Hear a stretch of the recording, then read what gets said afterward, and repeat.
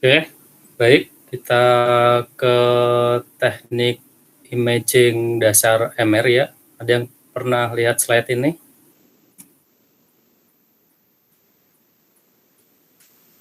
Sudah terlihat slide-nya ya?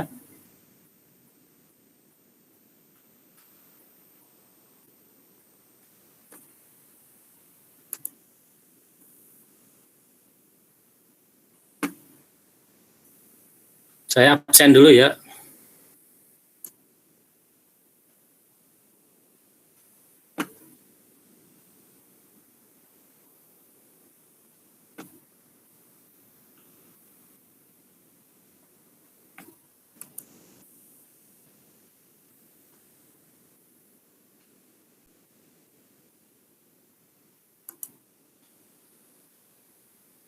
Baik. Teknik imaging MRI dasar. Oke. Sebelum masuk ke MRI dasar, ya.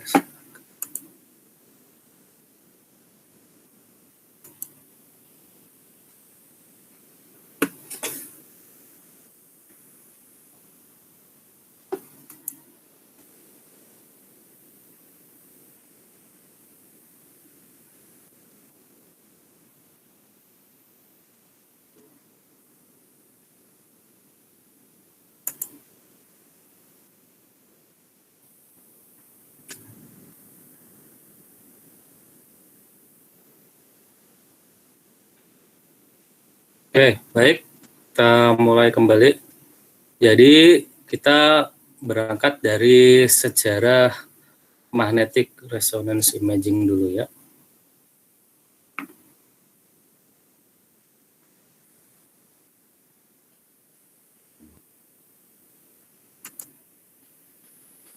Oke.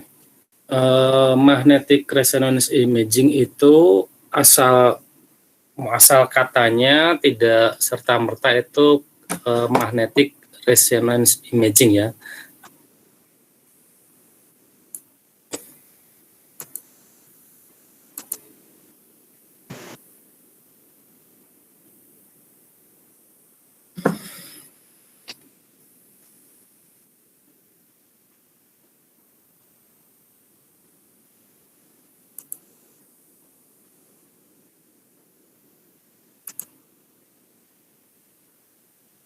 Coba balik lagi. Jadi asal katanya adalah dari kata NMR ya, yaitu nucleic magnetic resonance, di mana itu adalah interaksi antara nuklei dan magnet dan nuklei. Jadi pada awal mulanya di tahun 1946 itu pada saat bisa dikatakan viral-viralnya zaman keemasan fisika ya. Jadi saat itu ada penemuan kolom, ada yang hukum kolom yang seperti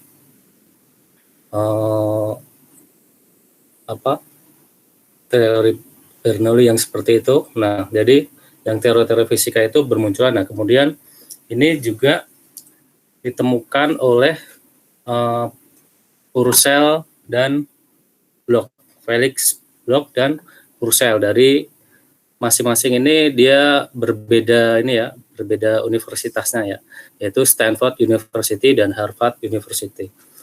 Ini juga sebelum tahun ini ya Wilhelm Conrad Rontgen ya, itu juga jaya-jayanya. Nah, jadi di Bloch and Purcell ini dia hanya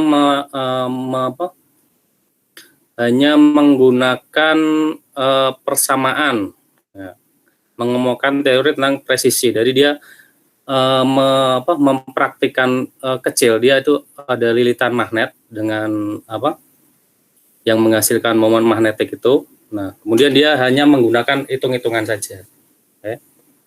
Jadi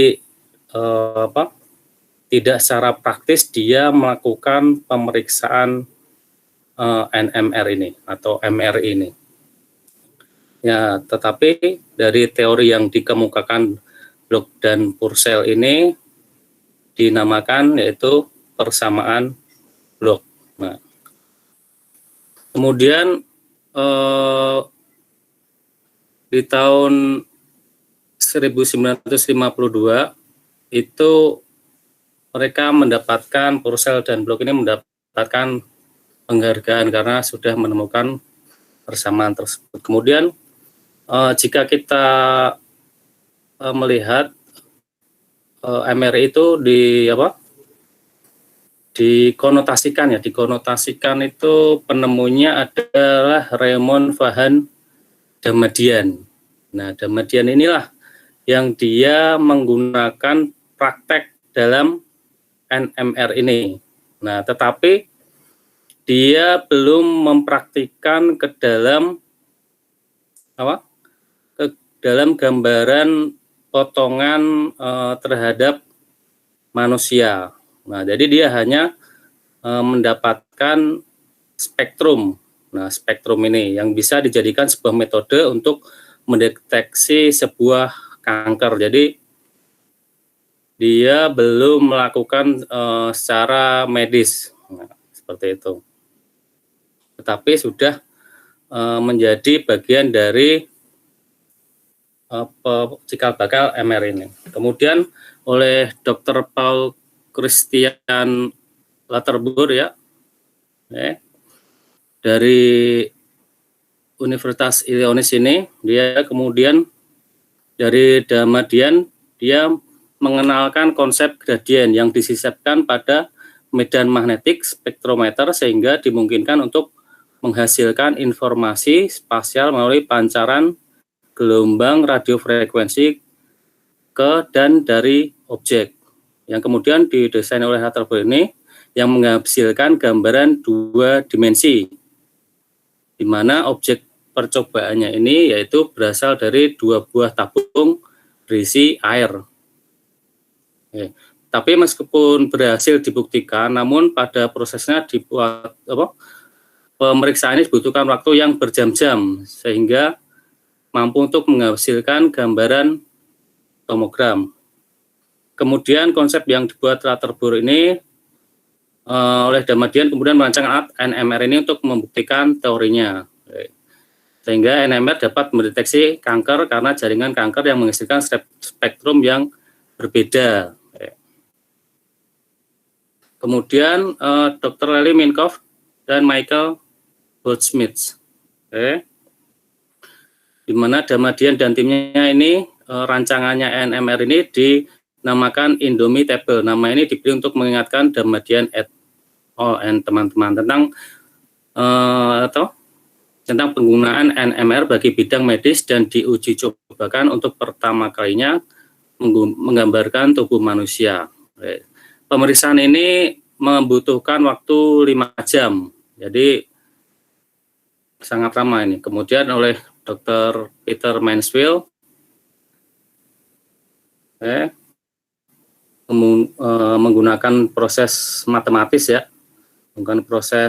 matematis untuk mempercepat proses konversi dari gambar NMR ini.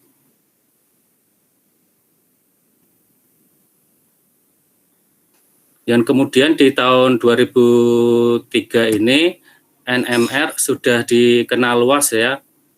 Saya langsungkan saja ini, di 2003 Laterboer dan Mansfield mendapatkan Nobel Prize, dan untuk sosialisasi tentang konotasi NMR ini, karena di masa-masa era abad tersebut nuklir ini dikonotasikan sebagai alat senjata perang nuklir, maka kesepakatan dari para foundernya atau para dari pengguna dari bidang kesehatan maka dirubah menjadi namanya adalah MRI, Magnetic Resonance Imaging, agar tidak menimbulkan konotasi yang negatif.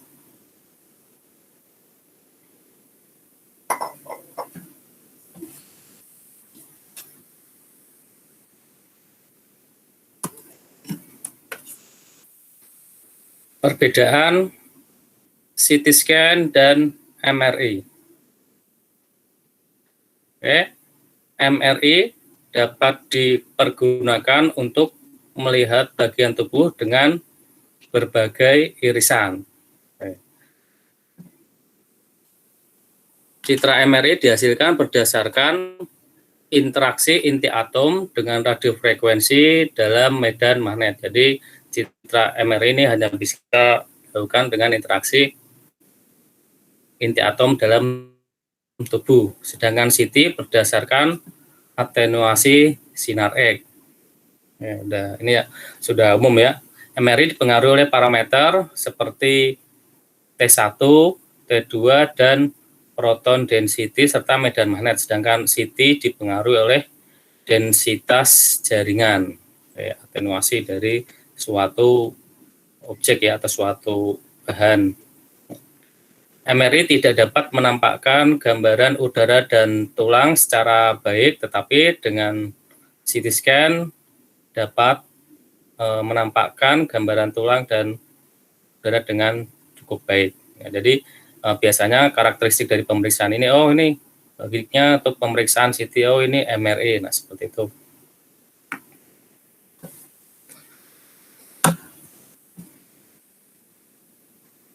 Yang umum, oh ini untuk tumor biasa Gus, ini oh MRI, oh CT, kecenderungan biasanya kalau pada umumnya yang dahulu itu ini trauma, nah seperti itu.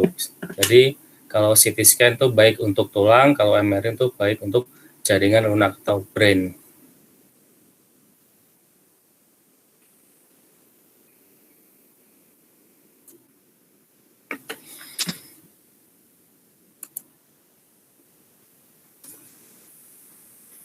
Kesamaan CT dan MRI, keduanya merupakan modalitas yang canggih ya, tapi sekarang sudah umum, sudah canggih-canggih semua.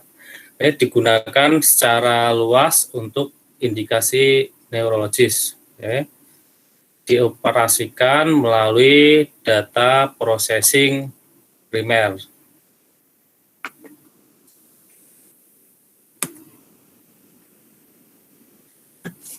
Berikut adalah gambaran komponen dari MRI.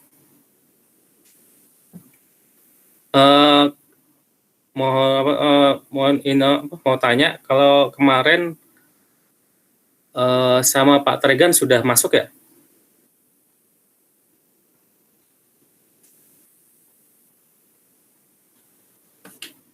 Halo? Sudah, Pak. Udah ya? Udah sampai di mana?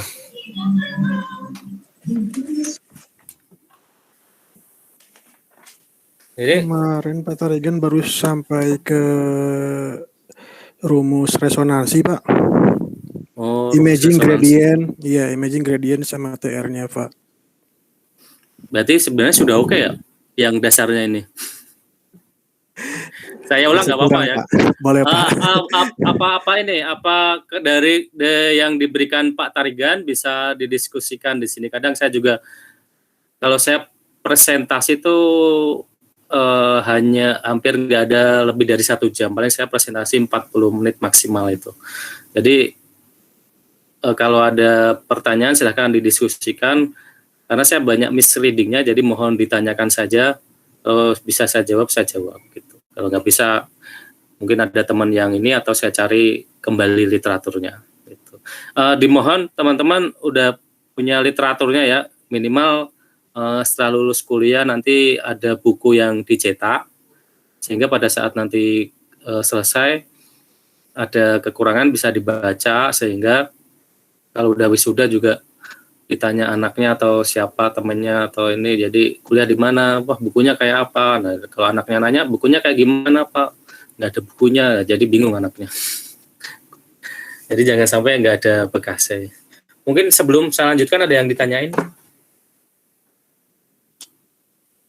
Lanjut Pak. Lanjut. Mungkin dari Pak Tarigan kemarin. Jadi ini adalah gambaran komponen dari MRI ya. Ini gambaran dari komponen MRI yang umum, baik biasanya ada yang gantry terbuka atau tertutup. Oke, yang pertama di situ ada bor magnet untuk menghasilkan medan magnet itu sendiri. Jadi dia ada semacam lorong ya, mungkin sudah umum lah kayak CT scan. Magnetnya. Nah, ini magnetnya atas bawah. Nah, kemudian ada SIM coil, yaitu untuk menghomogenuskan dari medan magnet. Jadi istilah ini dinamakan shimming, yaitu untuk menghomogenkan dari medan magnet itu. Jadi antara misalnya dari gantry kan dia panjangnya misalnya antara kepala sampai pelvis ya. Nah itu kadang nggak homogen ya. Nah ini dikasih dengan shimming sehingga dia homogen. Kemudian ada gradient coil. Gradient coil untuk menyediakan dari spasial lokalisasi dari signal. Nah, ini gradient coil ada atas dan ke bawah. Jadi dia itu memberikan medan magnet, misalnya dia kalau di CT scan itu ada slicing. Nah ini di sini ada gradient, ini dia yang menentukan dari slicingnya itu. Nanti mungkin akan dibahas ada lebih lanjut nanti di pertemuan berikutnya. Oke. Kemudian ada radio frekuensi. Nah ini RF coilnya. Jadi ada RF coil. Coilnya itu sebenarnya RF ini sudah ada di dalam di dalam gantry itu. Jadi misalnya tidak menggunakan coil tambahan, nah itu nggak apa-apa. Tapi kadang hasilnya agak kurang. Jadi sebenarnya sudah ada coil yang berada di dalam gantry. Coil di mana untuk mentransmisikan signal ke badan, atau dia juga sebagai yang nomor 5 yaitu receiver coil untuk mendeteksi ketika signal itu datang, ditangkap. Nah, ada RF coil untuk mentransmisikan, ada untuk menerima. Jadi semacam antena ya, coil ini semacam antena. Ya, antena. Kemudian terakhir ini ada komputer untuk merekonstruksi dari sinyal radio untuk menjadikan sebagai image gambar.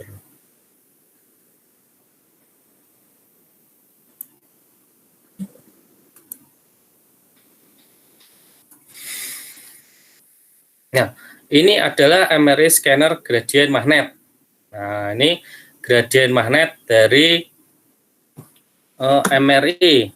Ini menentukan dari potongan-potongan yang akan diambil, apakah potongan aksial tadi, sagital atau koronal, tergantung coil yang akan dihidupkan, atau X coil atau Z coil atau Y coil. Jadi ada nanti XYX, ada XYZ, ada ZXY, tergantung dari potongan yang akan dibutuhkan. Ini nggak usah dipikirin, ini sudah by sistem, tapi perlu dipahami.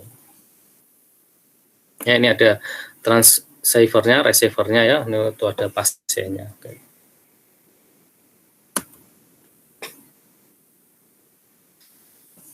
Ini MRI scannernya ketika dipotong, tadi komponennya sudah, ketika dipotong bentuknya seperti ini. Tentunya tanpa pasien sebelumnya ya. Oke, itu ada radio frekuensi coil, ada gradient coil, ada magnet, ada scanner, ada pasien table. Udah familiar kita ya kalau kita dapat selebaran ada gambarnya ini. Jadi kalau di dalam dalam MRI itu tabelnya itu tidak bergerak ya. Tapi kalau di di CT scan itu tabelnya sering bergerak.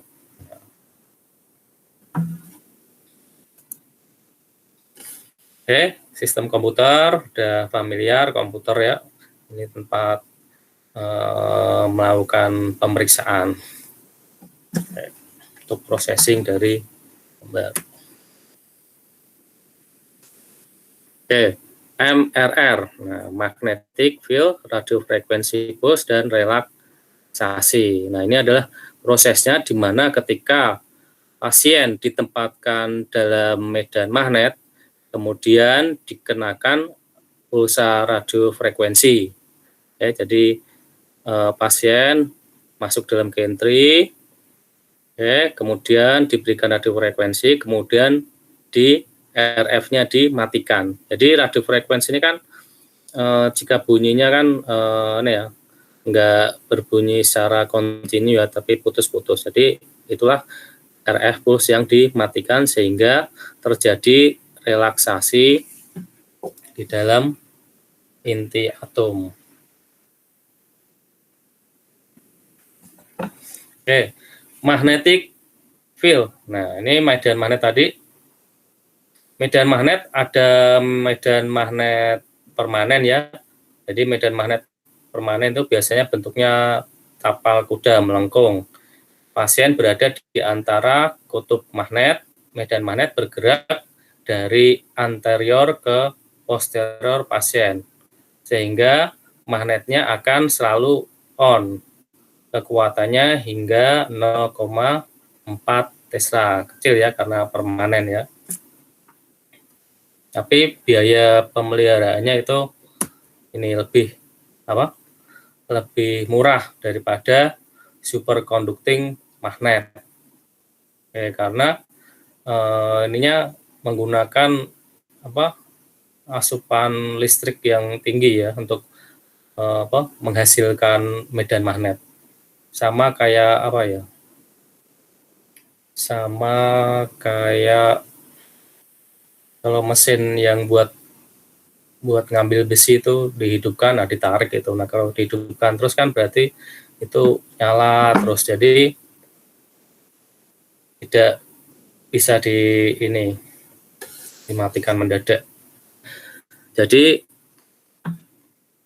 ini biasanya ada kriogennya dengan suhu minus 269 derajat Celcius untuk mendinginkan dari panas dari medan magnet yang dihasilkan lilitan ya. Jadi medan magnet itu kan semacam kayak lilitan kawat yang dililitkan itu. Nah, kalau kipas angin kan itu kan ada lilitannya itu. Nah, kalau hidup terus kan dia panas. Nah, itu baru kipas angin ya. Jadi bisa dibayangkan kipas angin terus trafo motor, ini alat motor listrik. Nah, itu motor kan muter terus tuh. Nah, itu nggak muter terus, dia menghasilkan medan magnet sehingga di dalamnya kan muter. Tapi kali ini nggak di dalam muter, tapi kawat ini akan menjadi panas sehingga diperlukan pendingin. Kekuatannya Maaf, ada yang mau masuk Pak tapi belum di-approve. Iya. Masuknya satu-satu sih. Makasih Pak. Oke.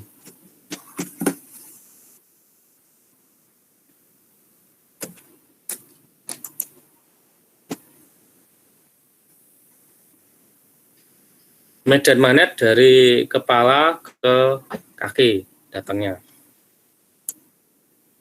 Nah, jadi konsep dari image ini, konsep gambarnya dia kalau di dalam CT scan itu berdasarkan atenuasi objek. Tapi kalau ini adalah MR aktif nuklei di dalam tubuh ya, di mana dalam tubuh itu atom hidrogennya 90% ya, 90% itu terdiri dari air di dalam tubuh manusia, sehingga ini yang membuat konsep terjadinya MRE, di mana komponen yang lainnya adalah karbon, nitrogen, oksigen dengan nomor atom itu sekian-sekian, ganjil ya.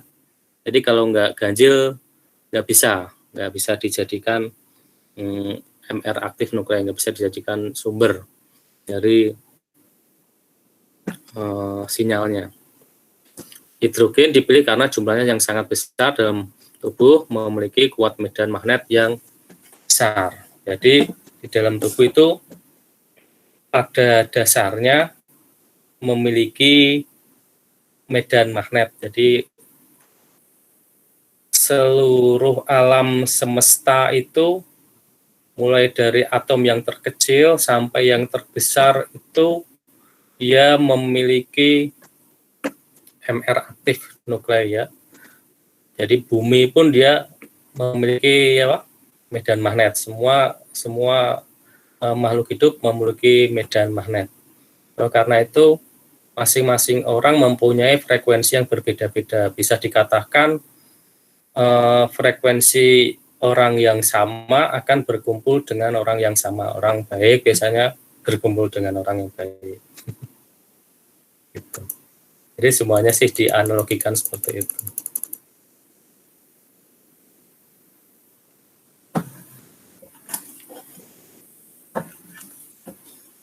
Nah, ini adalah longitudinal magnetisasi ya, atau magnetisasi longitudinal.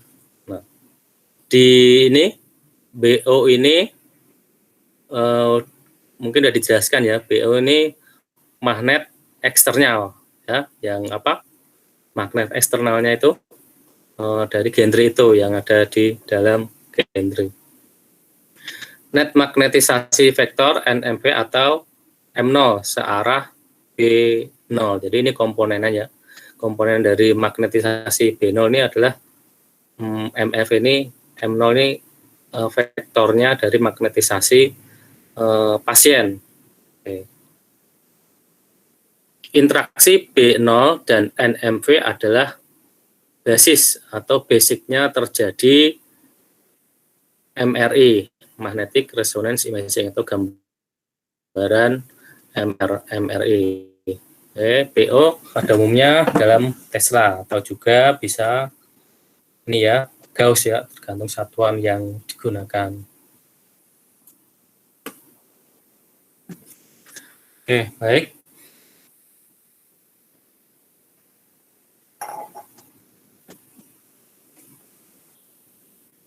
Inti atom dan spin. Atom terdiri dari inti atom yang dikelilingi elektron, jelas ya Pak, ya teman-teman. Inti atom dengan massa atom atau nomor atom ganjil mengalami gerakan berputar pada porosnya, disebut spin. Momentum magnet dari spin atom memiliki arah sejajar terhadap sumbu putar spin.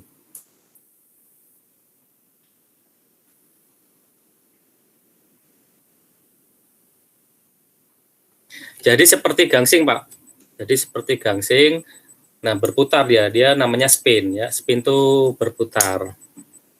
Oke.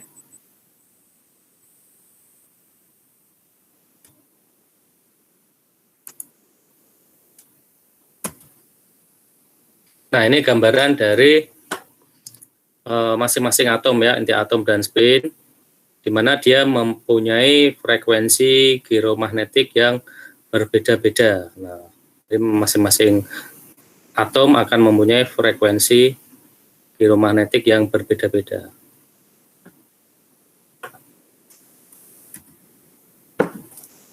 Nah, ini presisi ya. Nah, presisi adalah di mana inti atom selain berputar pada porosnya, dia juga mengelilingi pada sumbunya.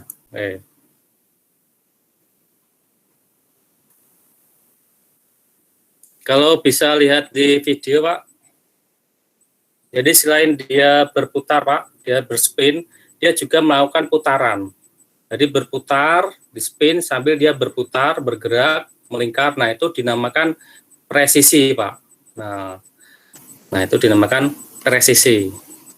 Seperti itu.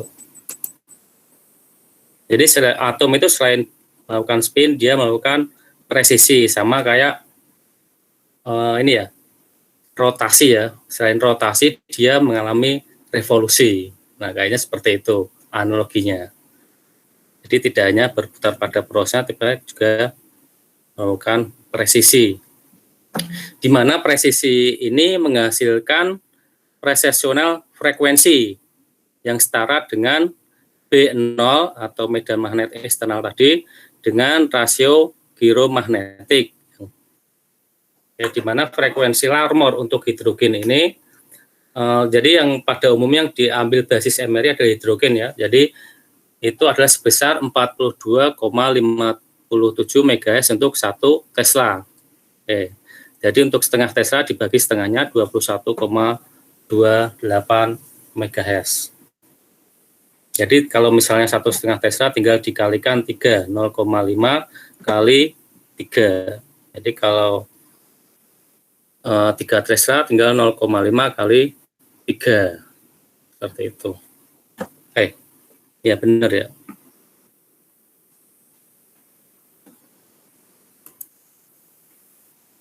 Oke, frekuensi precessional ini adalah setara dengan frekuensi giromagnetiknya. Nah, tadi udah ya, 1,5 Tesla dari hidrogen mempunyai frekuensi precessional 42,57 kali 1,5 Tesla yang 1,5 ya. Jadi 42 ini tinggal dikalikan dari Tesla-nya.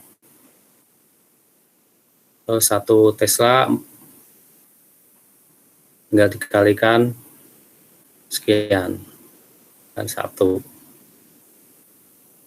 Oke, dimulai dari setengah Tesla.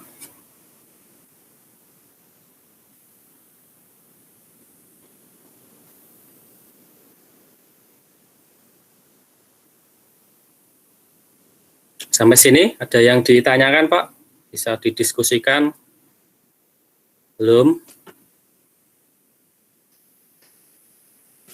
Oke, dari gambaran precessional frekuensi ini dia menggambarkan sebuah vektor ya Pak. Jadi ada digambarkan sebuah vektor. Jika vektornya searah, nah seperti itu. Atau jika ada dua vektor, maka ada A plus A berarti A plus B. Kalau vektornya berlawanan arah, maka akan saling meniadakan atau vektornya 0. Nah, inilah yang menjadi gambaran spin atom di dalam tubuh. Oke. Di mana spin atom di dalam tubuh sebelum masukkan dalam medan magnet, ini di dalam medan magnet sebelum dimasukkan ya itu bergerak secara acak. Nah, momentum magnet merupakan besaran vektor karena arah dari spin atom di dalam tubuh adalah acak, maka total net momentum magnetnya adalah 0. Jadi saling meniadakan. Jadi vektornya saling berlawanan. Rata dihitungnya rata-rata dihitungnya adalah 0.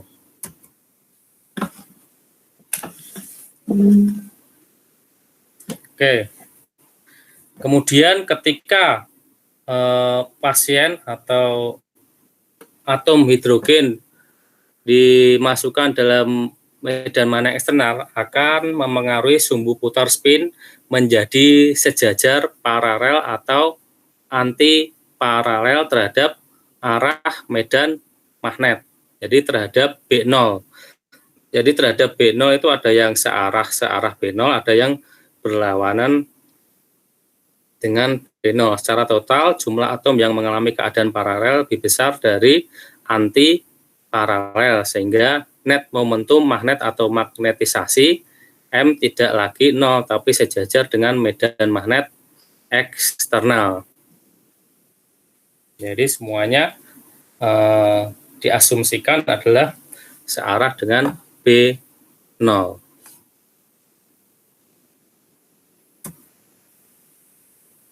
Oke, ini adalah gambarannya ketika jumlah yang paralel itu lebih banyak daripada anti paralel. Jadi ke atas dan ke bawah, arah panah ke atas dan arah ke bawah ketika atom hidrogen ini masuk ke dalam medan magnet. Mengapa demikian? Karena posisi tersebut tergantung dari energi yang dimiliki oleh masing-masing atom tersebut. Bisa dilihat di dalam gambar, di mana energi yang anti paralel itu E+, sedangkan yang paralel adalah E- yang lebih banyak. Ketika dimasukkan medan magnet 1 Tesla, maka yang paralel itu ini misalnya 1, 2, 3, 4, 5, 6, 7 ya. Jadi yang 1, 2, 3, 4 itu yang 1 Tesla itu 4 itu paralel, sedangkan yang anti paralel ada 3. Tetapi ketika dimasukkan medan magnet 1,5 Tesla, maka yang ini akan menjadi tambah besar jumlah dari atom yang paralel daripada yang anti paralel yang lebih sedikit.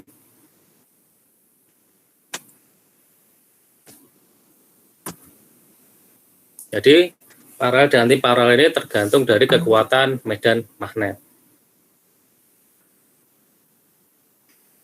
Semakin besar dari energi, maka semakin banyak atom yang paralel terhadap medan magnet, sehingga net magnetisasinya akan bertambah. Jadi semakin besar medan magnet, jumlah sinyal yang dihasilkan akan semakin besar. Tapi kalau jika magnetnya misalnya lebih besar, bagaimana itu?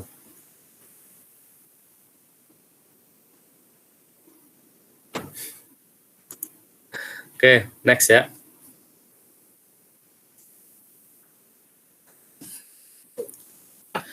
Oke, kemudian adalah resonansi ya. Ini resonansi, dulu ada semacam gambaran garpu tala. Ketika sebuah garpu tala didekatkan dengan garpu tala yang lain, yang memiliki dimensi yang sama, ketika dibunyikan sehingga bunyi yang dihasilkan keduanya memiliki frekuensi yang sama. Maka apabila salah satu dipukul, frekuensi yang suara yang dihasilkan akan menggetarkan garpu tala yang lain. Ini disebut resonansi. Garpu tala lain yang berbeda ukuran tidak akan ikut berbunyi. Jadi resonansi ini akan bisa terjadi ketika dia memiliki sebuah frekuensi yang sama.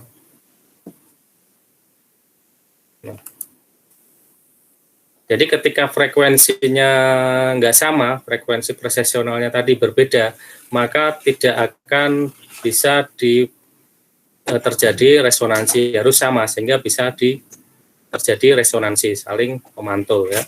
Nah, seperti ini gambarannya, gambaran resonansi. Nah, dengan kecepatan yang sama ya, meskipun posisi yang berbeda, nah prosesnya ininya tetap bisa saling berresonansi. Nah, jadi saling berinteraksi. Tetapi kalau yang satu cepat, yang satu lambat, plus jaraknya ini jadi tidak bisa terjadi resonansi, harus mempunyai kecepatan yang sama. Selain juga tadi posisi sama, kecepatan yang sama. Oke, jika sebuah timbangan yang berputar pada porosnya dengan frekuensi sekian, apabila seseorang ingin memasukkan beban ke dalam satu neraca, maka frekuensi melempar beban ke neraca timbangan tersebut terus sama dengan perputaran timbangan resonansi tersebut. Jadi orangnya harus mempunyai kecepatan yang sama dengan perputaran dari neraca tersebut. Jadi kalau nggak sama, dia berbeda, tentunya dia tidak bisa melakukan resonansi atau meleset resonansinya. Jadi harus mempunyai frekuensi yang sama. Makanya tadi memberikan radio frekuensinya sesuai dengan ukurannya.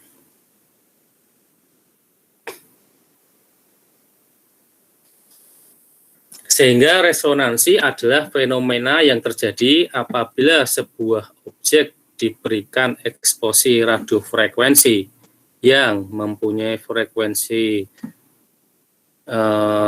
sesuai dengan lamur frekuensinya.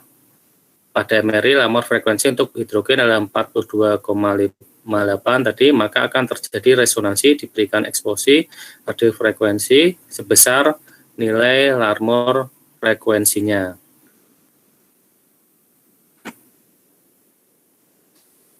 Oke. Jadi atom hidrogen ini mempunyai radiofrekuensi sekian, maka radiofrekuensi yang diberikan di komputer ya kan, misalnya di setting nih saya itu memberikan suara radiofrekuensi itu frekuensi tersebut, maka harus sama. Kalau nggak sama, maka tidak akan bisa diterima energinya. Jadi harus sama atau minimal dia radiofrekuensi yang diberikan itu lebih tinggi. Gitu. Agar terjadi resonansi, RF harus tepat dengan Larmor frekuensi. Oke. Maka akan menghasilkan flip angle sebesar 90. Jadi net magnetisasi longitudinal tadi yang ke atas tadi ya, maka setelah diberikan radiofrekuensi akan jatuh menuju ke bidang transversal.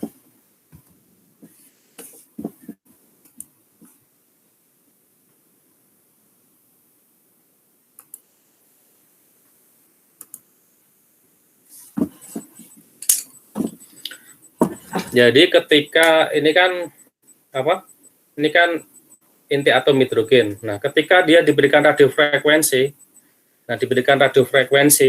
tadi kan di dalam medan magnet dia searah dengan medan magnet eksternal. Nah, diberikan radiofrekuensi, maka inti atom tersebut akan jatuh di medan magnetisasi transversal. Nah, jatuh tuh. Tentunya ini ya, dia mengalami resesi ya, muter sambil ini diberikan radiofrekuensi, maka dia akan terjatuh karena menerima energi. Karena menerima energi dia terjatuh. Nah, ke bidang magnetisasi transversal. Oke. Bisa dilihat di video ya tadi ya. Oke, saya lanjut lagi.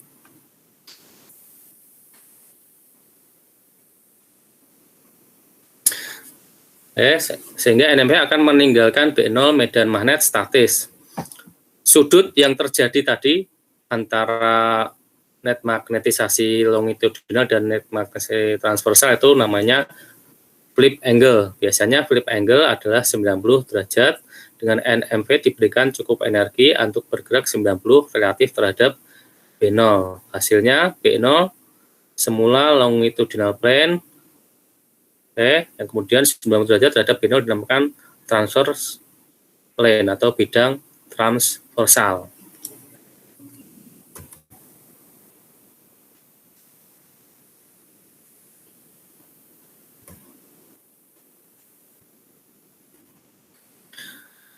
Sampai sini ada yang ditanyakan Pak, teman-teman, Bapak-bapak, Ibu-ibu?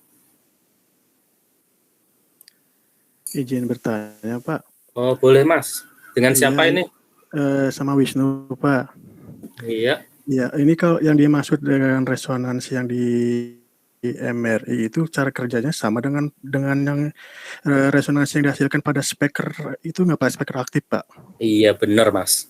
Itu kan dasarnya kan kayak frekuensi ya. Frekuensi adalah panjang gelombang ya. Nah panjang gelombang. Dan panjang gelombang itu suara itu sama. Speaker itu. Jadi sebenarnya ya kalau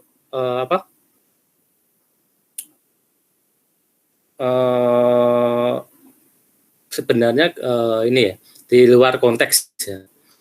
Ketika seseorang itu dibacakan ayat Al-Quran ya, Al-Quran atau mengaji atau puji-pujian lah seperti itu. Nah, ketika orang itu mengaji, maka atom-atom dalam tubuhnya itu maka dia akan berubah posisi sesuai dengan frekuensi atau makhraj dari suara yang berbeda-beda. Nah, seperti itu terjatuh, energinya terjatuh. Makanya kan harus rajin berdoa kayak begitu. Nah, seperti ya speaker itu Pak, frekuensi itu. Energi tersebut. Kan frekuensi suara ini kan energi. Oke, baik. Ada lagi? Boleh tanya Pak? Ya, silakan. Ini Pak, dengan Dedi Pak.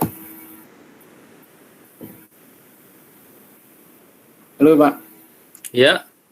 Saya mau tanya, sebenarnya yang menjadikan citra gambar dalam pemeriksaan MRI itu ada pada magnet, pada koil, atau pada komponen apa ya Pak? Maksud saya, apakah setiap energi dalam medan magnet, misalnya satuannya Tesla kan ya? Saya belum pernah di MRI Pak.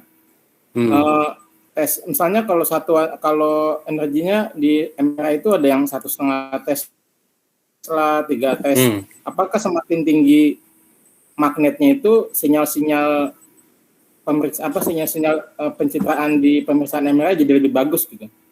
Jadi maksudnya apakah pada komponen koilnya atau pada komponen magnetnya Pak yang bisa menjadikan citra gambar di pemeriksaan MRI itu jadi lebih detail gitu? Pak. Ini masing-masing ada kekurangan dan kelebihan. Jadi sebenarnya kalau misalnya kita asumsikan medan magnetnya bukan 3 Tesla ya kan, mengapa kok batasnya kok 3 Tesla ya. Coba misalnya medan magnetnya 5 Tesla atau 8 Tesla. Itu otomatis inti atom hidrogen kan bisa-bisa semuanya jadi paralel semua, nggak ada yang anti paralel. Nah, dalam tadi yang anatomi yang saya jelaskan tadi, kan ada gambaran hiperintens dan hipointens. Jadi nanti kalau misalnya dia diberikan itu, nanti energinya jadi nggak ada pembedanya, karena semuanya nggak ada beda semua, semuanya paralel ketika diberikan radiofrekuensi sesuai dengan energinya, kemudian bangkit, kembali ke magnetasi longitudinal tadi, jadi memberikan gambaran putih semua, nggak ada hitamnya Pak. Gitu. Jadi kalau ini jadi gambarannya putih semua. Jadi kalau semakin tinggi Teslanya sebenarnya kurang bagus sih Pak, karena kadang akan timbul namanya specific absorption rate. Kadang itu, tapi juga bisa dimanfaatkan juga itu SAR itu.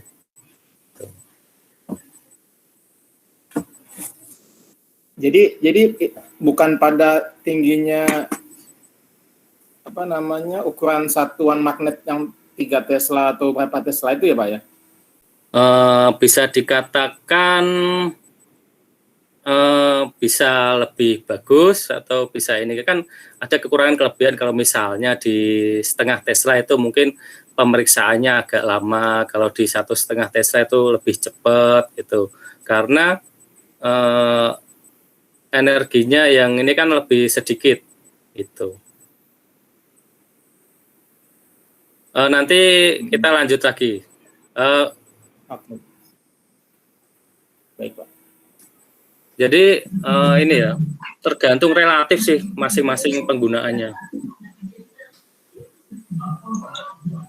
Jadi kan kalau misalnya ada nanti nyambung ke situ. Pada dasarnya bagus Pak, semakin tinggi Teslanya, atau kalau overload itu nggak ada yang bisa dibedakan Pak. Masing-masing kan harus ada pembedanya, ada yang paralel dan anti paralel, sehingga bisa dibedakan antara yang sinyal yang ditangkap dan sinyal yang tidak ditangkap. Gitu. Sama kayak ini Pak, ibaratnya kayak X-ray Pak. Jadi kalau X-ray itu misalnya dia kemampuan menembus bahan itu tinggi kan, hasilnya kan nggak bisa dibedain Pak. Ya. Halo, ya. Jadi antara tulang dengan jaringan nggak bisa dibedakan. Sama kayak analoginya seperti itu. Gimana kalau misalnya faktor eksposinya ditinggikan, misalnya 200 ya. Padahal kan biasanya rata-rata 100 lah ya. Kalau misalnya 200 tuh, jadi kan nembus ya nggak bisa dibedain.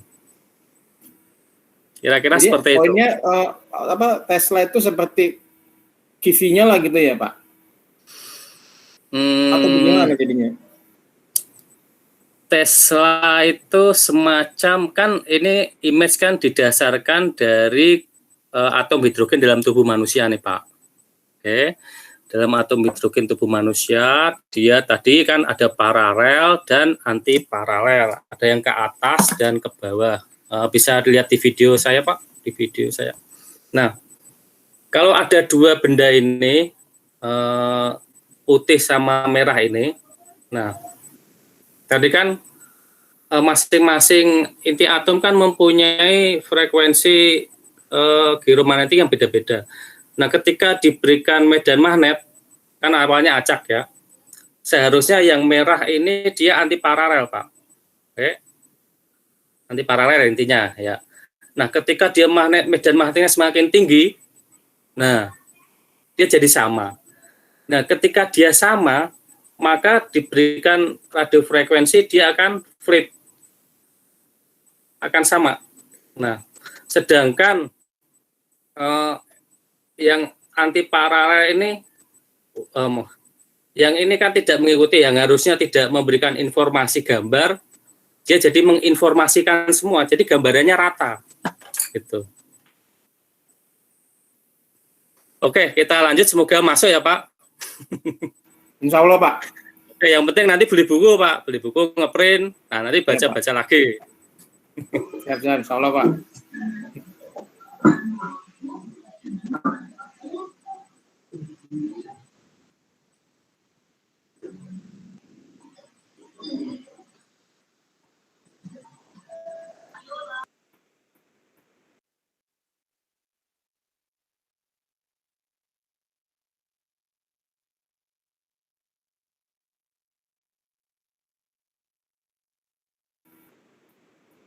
Ya, Pak, monggo lanjut, Pak. Sepi banget nih. Ngopi dulu, ngopi. Iya bener nih, udah pesan kopi ke warung.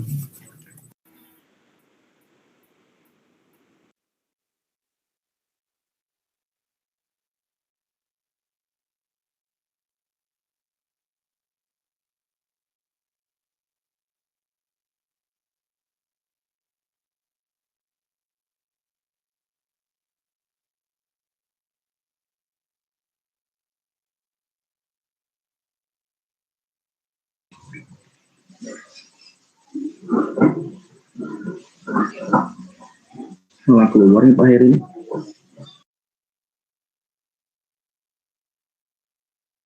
Pak Dedi nanya sih. Kamu yang jelasin, Her. Kamu kan ininya, ahlinya. Iya, Pak Heru Sujito tuh ahlinya itu loh. Kita cuma bagian lap-lap doang di sana. Itu tuh Pak Heri itu. Oh ya, maaf ini ya sinyalnya lemah ya, kalau siang-siang begini emang enaknya tidur. Oke, baik. Jadi kalau putus katanya semua tuh, sinyalnya. Oh, ini udah masuk lagi. ya. Jadi kalau orang baik semua tuh nggak enak, Pak, harus ada orang jahat, Pak. Wah, hujan itu, Pak. Ya, halo. Jadi izin bertanya Pak. Ya. Menindaklanjuti pertanyaan Pak Dedi Pak. Menurut rekan-rekan yang sudah pernah megang MRI, kenapa kok hasil gambaran MRI yang Teslanya lebih tinggi, hasil gambaran lebih bagus, dan waktu pengerjaannya pun lebih cepat Pak ya? Karena faktor apa Pak ya? Mohon penjelasan dan. Ya Pak. Ya, izin bertanya Pak Heri. Menurut teman-teman yang pernah megang MRI Pak, untuk ya, yang Teslanya lebih tinggi, kenapa kok hasil gambarannya lebih bagus dan waktunya pun lebih cepat daripada yang Teslanya lebih rendah? Mohon pencerahannya Pak Heri. Terima kasih. Oke. Iya, kalau di dalam medan magnet Teslanya lebih tinggi itu kecenderungan lebih baik. Tapi kan sebenarnya tergantung dari masing-masing yang ini ya, operatingnya yang bisa di manipulate atau tergantung dari software misalnya bawaannya atau bagaimana. Tetapi bukan ke software dulu, tapi ke dalam jumlah energi yang dihasilkan tadi, delta E tadi. Gambarannya ketika dia dari setengah Tesla, 1 Tesla menjadi setengah Tesla itu lebih baik, maka semakin banyak informasi proton hidrogen yang dihasilkan atau yang diberikan radiofrekuensi yang bisa menerima dari radiofrekuensi tersebut. Tadi kan saya bilang ketika bukan 3 Tesla ya, melebihi dari 5 Tesla atau dari analoginya 100 kV. Kalau ini berarti otomatis semakin tinggi ini maka semakin banyak proton hidrogen yang bisa dijadikan sebagai sumber frekuensi ininya bisa lebih banyak ininya yang diberikan kepada masing-masing atom itu.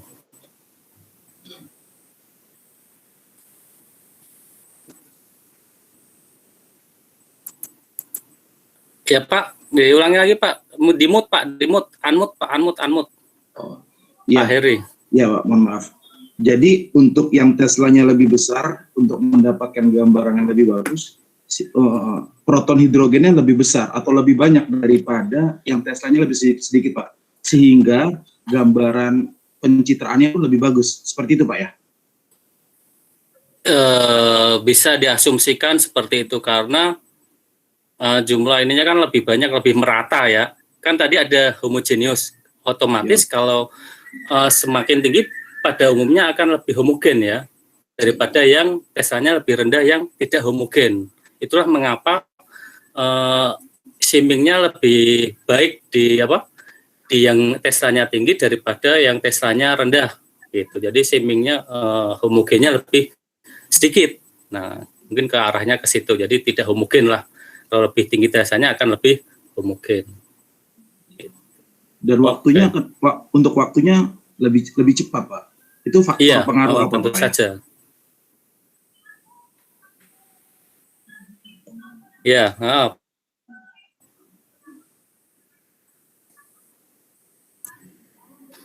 Oke, saya lanjut ya.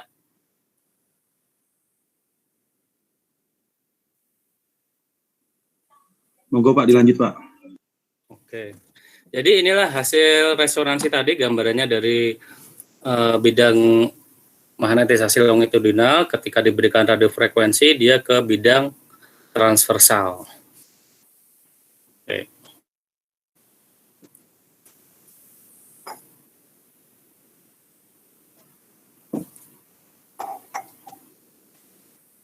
Kemudian magnetic moment dari inti-inti hidrogen di dalam transversal ini bergerak menuju fase atau satu sama lain.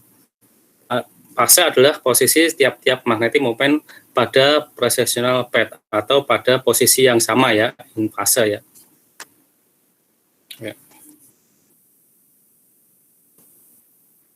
Nah, ini ketika pada weighted nuclear magnetic resonance diibaratkan semacam kelinci dan kura-kura ya. Nah, izin Pak Heri, slide-nya Pak. Belum tampil Pak. Belum tampil ya. Siap.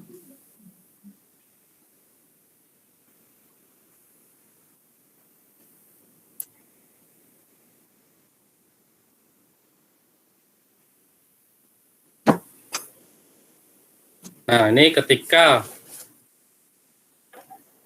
ini diberikan radiofrekuensi sebesar T0. Nah, pada saat magnetisasi longitudinalnya. Nah, kemudian diberikan radiofrekuensi, maka pergerakan antara kelinci ini lemak ya. Ini bisa diasumsikan ini air kura-kura. Nah, dia akan dephase atau kehilangan fasenya. Nah, kehilangan fasenya. Ini setelah diberikan frekuensi, kemudian di refocusing kembali, diberikan time TE per 2 atau TE-nya waktu echo-nya adalah 2 kali T. Jadi ketika diberikan radiofrekuensi sekali, maka sulit sekali untuk menangkap dari pergerakan sinyal antara kelinci dan kura-kura atau lemak dan air. Nah, makanya sehingga diberikan radiofrekuensi kembali sebesar 180 sehingga ada perbedaan ketika dia saat kembali ke magnetisasi longitudinal pergerakannya berbeda sehingga bisa ditangkap sebagai sinyal gitu.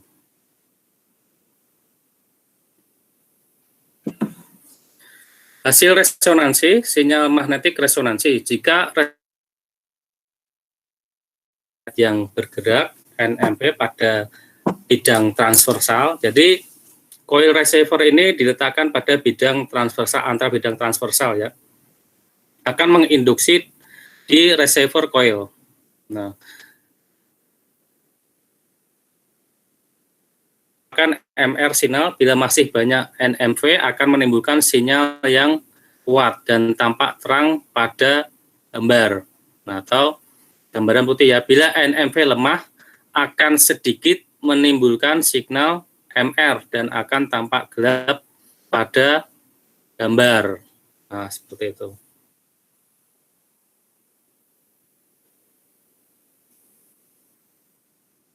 Jadi kalau sinyalnya lemah atau tidak dapat ditangkap oleh receiver coil, maka dia akan gelap. Tapi kalau bisa ditangkap oleh receiver coil akan menghasilkan gambaran putih. Pre-induction decay. Okay. Jika RF dimatikan, jadi radiofrekuensi dimatikan setelah diberikan radiofrekuensi, kemudian dimatikan, NMV akan kembali ke B0.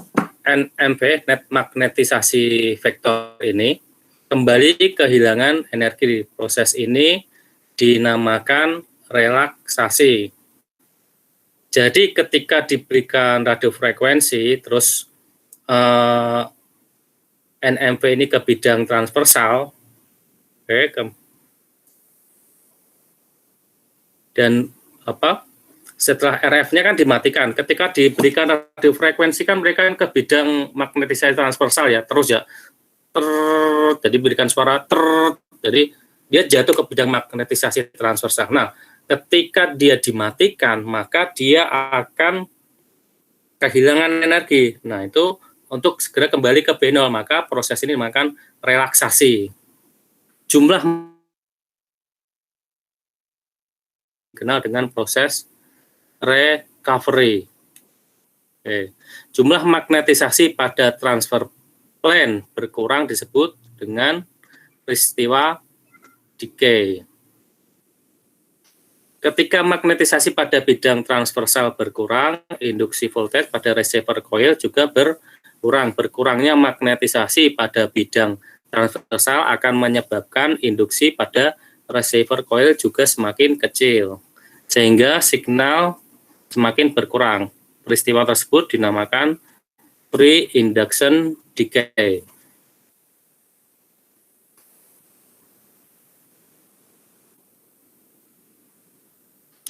Bisa ada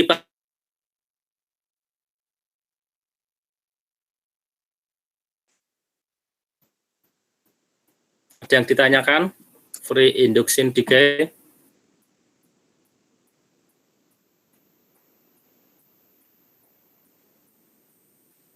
Jadi ketika NMV ini mau balik ke bidang longitudinal, ketika dia semakin bertambah akan semakin dinamakan recovery. Sedangkan ketika jumlah magnetisasi pada bidang transversal berkurang, maka disebut decay, Pak, atau kehilangan melepaskan ini energi yang sudah diterimanya. Jadi kalau kita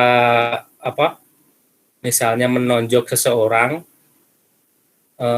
memukul seseorang, jatuh, nah jatuhnya ke bawah itu ke bidang magnetisasi transversal berkurang, nah dia masih muter-muter di ini mau ke atas kan berarti kan berkurang ke bawahnya. Nah itu disebut decay. Decay kan kayak ini, kayak apa? Kayak semacam ini ya, meluruh ya. Nah kayak semacam meluruh seperti itu.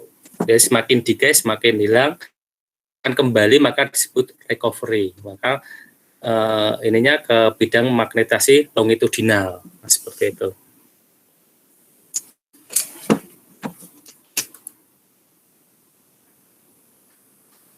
Nah, ini adalah proses eksitasinya. Eksitasi itu memancar ya, memberikan energi.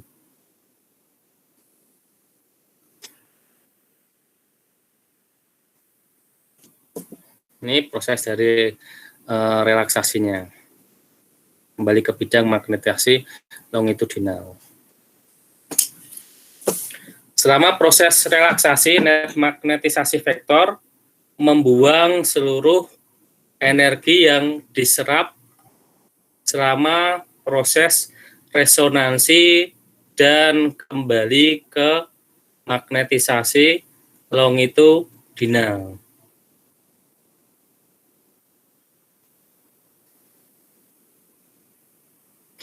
Jadi ketika seseorang itu diberikan energi dipukul begitu Pak, maka dia sambil ke atas dia mengeluarkan energi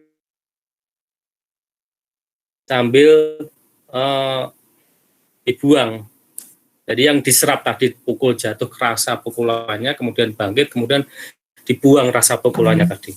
Pada saat yang sama, magnetic moment NMV kehilangan transfer magnetisasi dikarenakan di phasing dari infase. Dengan kata lain, relaksasi menghasilkan recovery magnetisasi pada longitudinal plane dan decay magnetisasi pada transfer plane.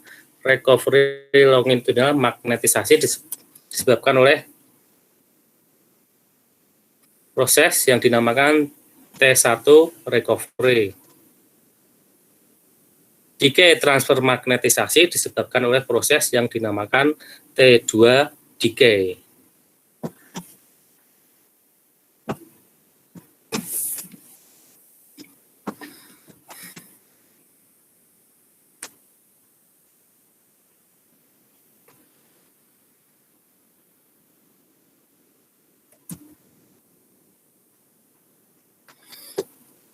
T1 recovery disebabkan oleh inti-inti atom yang memberikan energinya ke lingkungan. Jadi ini udah, kalau kita kasih rezeki biasanya dibagi-bagi ke anak-anak, ke siapa. Nah itu seperti itu. Jadi untuk bisa bangkit kembali. Seringkali dinamakan spin lattice relaxation. Energi yang dibebaskan menyebabkan inti atom untuk recover ke longitudinal magnetisasi. Recovery rate adalah proses eksponensial dengan time constant yang dinamakan T1. T1 adalah waktu pada saat 63% recovery magnetisasi longitudinal.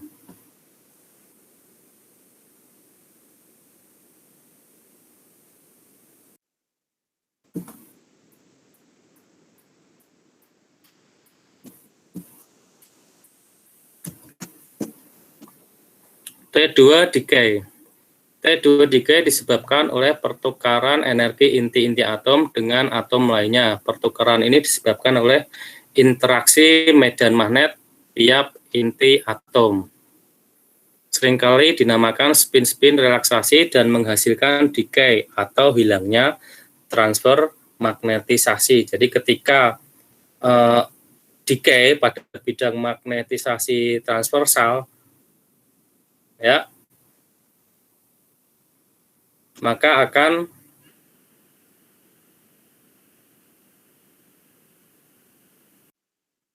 melepas terus naik kembali. Karena energi yang diterimanya membuat jatuh, maka setelah dilepaskan energi yang diterima tadi, maka dia akan berusaha kembali ke magnetisasi longitudinal. Decay rate juga merupakan proses eksponensial. Maksudnya eksponensial itu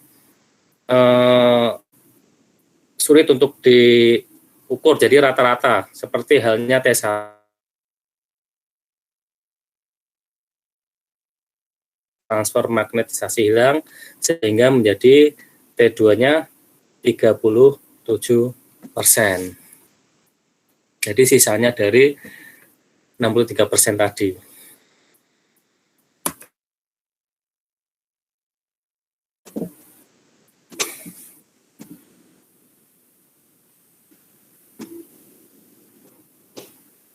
Nah, ini adalah gambaran dari T1 recovery. Dan ini ada T2 decay.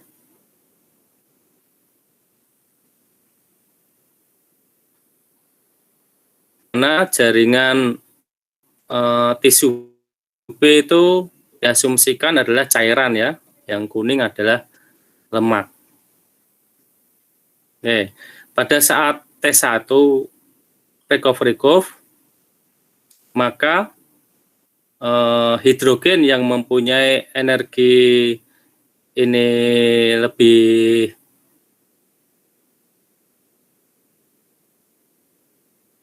recover ke magnetisasi longitudinal lebih cepat.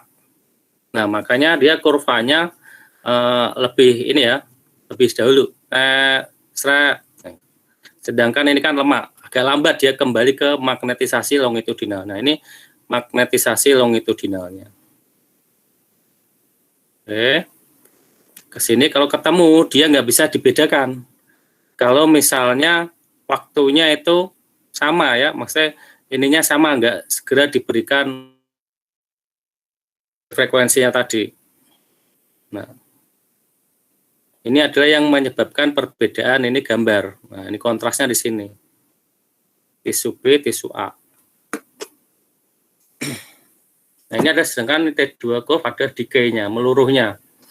Di mana meluruh pada bidang magnetisasi transversal lebih panjang ya daripada cairan. Kan cairan tadi lebih cepat naiknya ke atas. Ya, otomatis meluruhnya akan lebih cepat daripada lemak. Karena lemak kan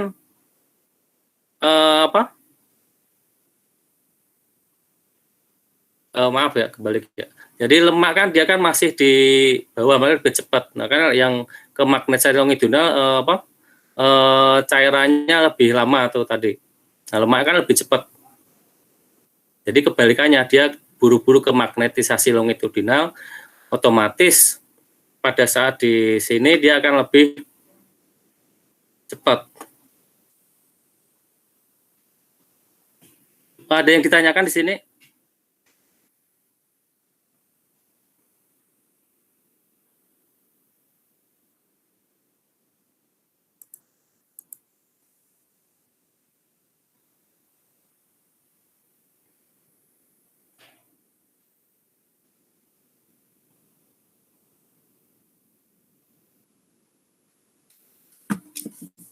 Boleh lihat ke ini, ke apa? Ke video.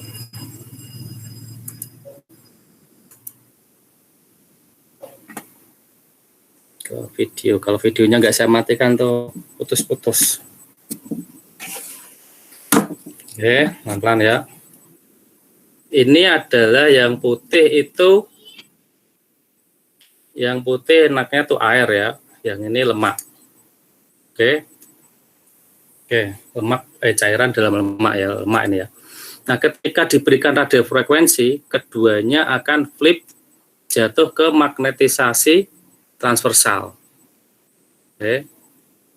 Ketika jatuh ke magnetisasi transversal, nah, lemak ini dia menerima sedikit energi daripada CSF tadi. Oke, karena dia menerima sedikit, maka dia akan lebih cepat untuk kembali. Nah, nggak kelihatan. Nah, daripada cairan. Nah, dia kembali. Nah, kayak sulit.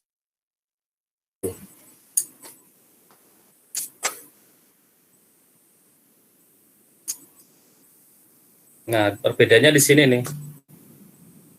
Ini lemak, ini cairan. Ini magnetisasi transversal.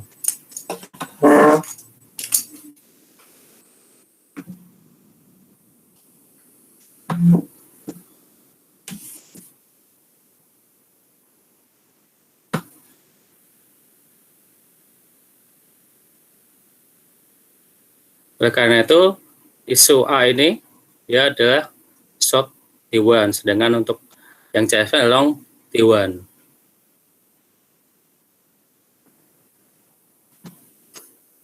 Ini masing-masing waktu relaksasinya ada ininya. Dari masing-masing ini ada CSF, cerebrospinal fluid, ada white matter, ada gray matter, ada meninges, ada muscle, adipose, jaringan. Ini adalah waktu untuk T1-nya dan waktu T2-nya.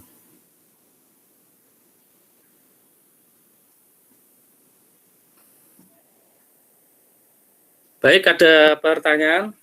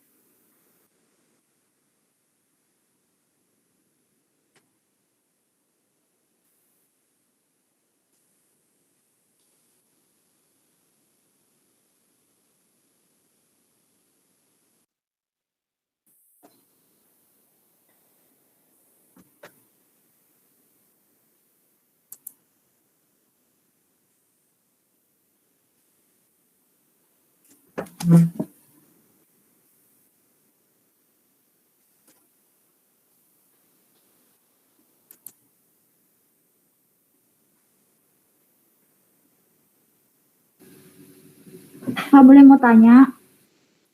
Ya. Maksud dari recovery dan decay itu maksudnya bagaimana itu, Pak? Belum paham di situ. Ya. Maksud dari recovery dan decay tadi, itu maksudnya bagaimana ya, Pak? Ya, belum paham di situ. Jadi T1 recovery itu dia waktu yang dibutuhkan dia untuk kembali ke magnetisasi longitudinal. Itu.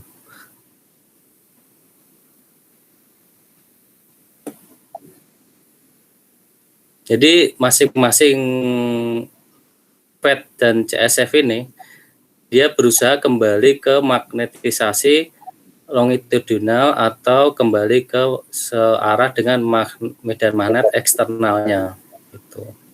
Jadi ke polarisasi yang sama di medan magnet eksternalnya. Nah, disitulah sinyal ditangkap. Nah, nanti selanjutnya pertemuan akan dibahas lagi tentang pembobotan image ya. Nanti akan dijelaskan lagi.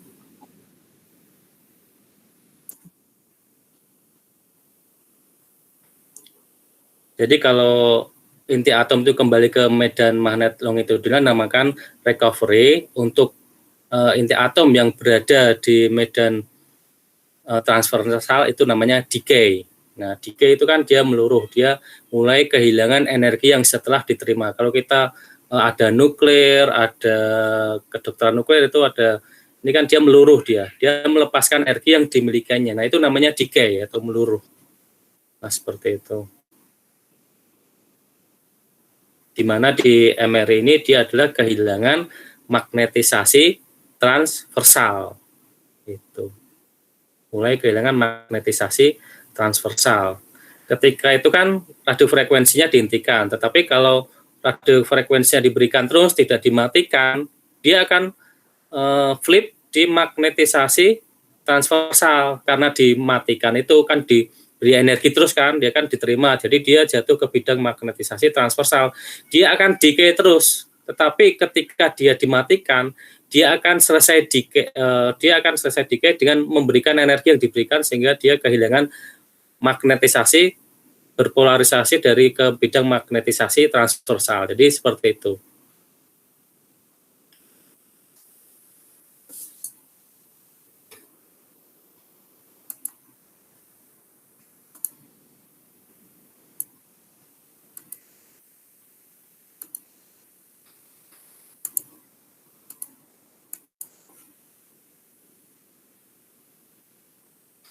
Oke, sudah bisa dipusingkan? Pusing, Pak. Pusing ya?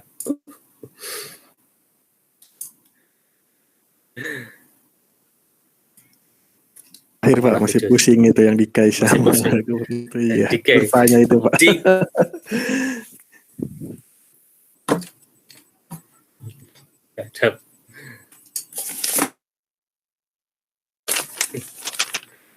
Ada papan tulis ya.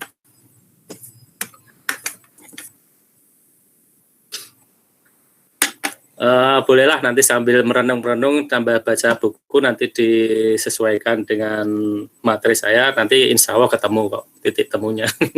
Kalau nggak ketemu titik temu nanti kita diskusikan di pertemuan selanjutnya.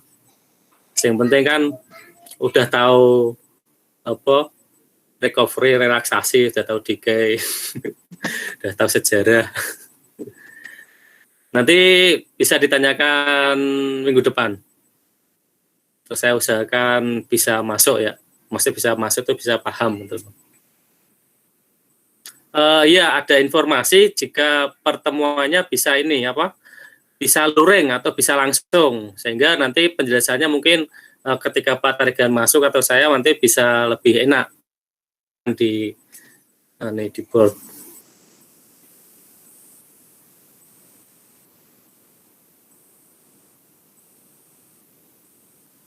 Oke, boleh saya akhiri ya? Ya, boleh Pak. Ada pertanyaan sebelum diakhiri?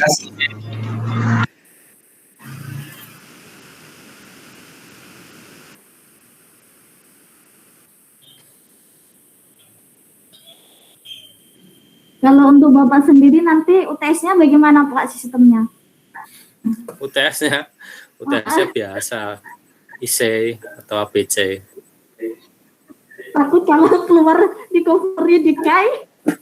Enggak, kan bisa dibaca itu decay. Pokoknya ini aja. Yang penting tuh decay itu semacam yaitu radiasi. Ketika dia radiasi suatu bahan, dia akan memancar, dia memberikan energi di sekitarnya. Gitu.